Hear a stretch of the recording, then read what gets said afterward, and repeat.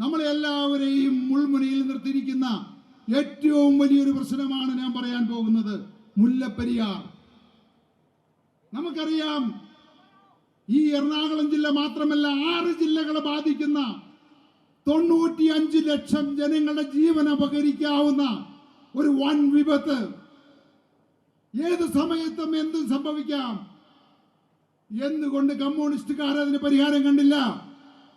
എന്തുകൊണ്ട് കോൺഗ്രസ്സുകാർ പരിഹാരം കണ്ടില്ല? അവർ പരിഹാരം കാണില്ല. ഇവർക്കൊക്കെ തമിഴ്നാട്ടിൽ നിന്ന് കിട്ടുന്നത് വലിയ കിമ്പളമാണ്, കോടിക്കണക്കിന് രൂപയുടെ കിമ്പളമാണ്. പല നേതാക്കന്മാർക്കും തേനിയിലും കമ്പത്തുമെല്ലാം ആയിരക്കണക്കിന് ഏക്കറുകളാണ് ഈ മുല്ലപ്പെരിയാറിന്റെ പേരിൽ എഴുതി കിട്ടിയിരിക്കുന്നത്.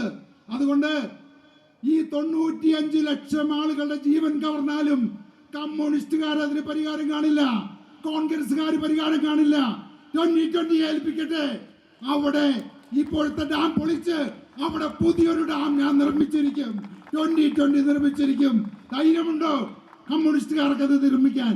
കോൺഗ്രസ്സുകാർക്ക് സാധിക്കുമോ? പറയട്ടെ. തെരഞ്ഞെടുപ്പിൽ ഞങ്ങൾ ജയിപ്പിക്കാം അടുത്ത തവണ.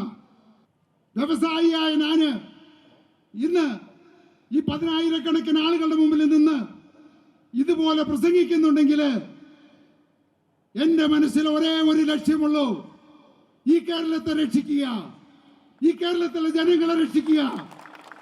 ഈ കേരളത്തെ രക്ഷിക്കാനായിട്ട് 2020 അല്ലാതെ, ഈ കേരളത്തിലെ ജനങ്ങളെ രക്ഷിക്കാനായിട്ട് 2020 അല്ലാതെ ഒരാൾക്കും സാധിക്കില്ല.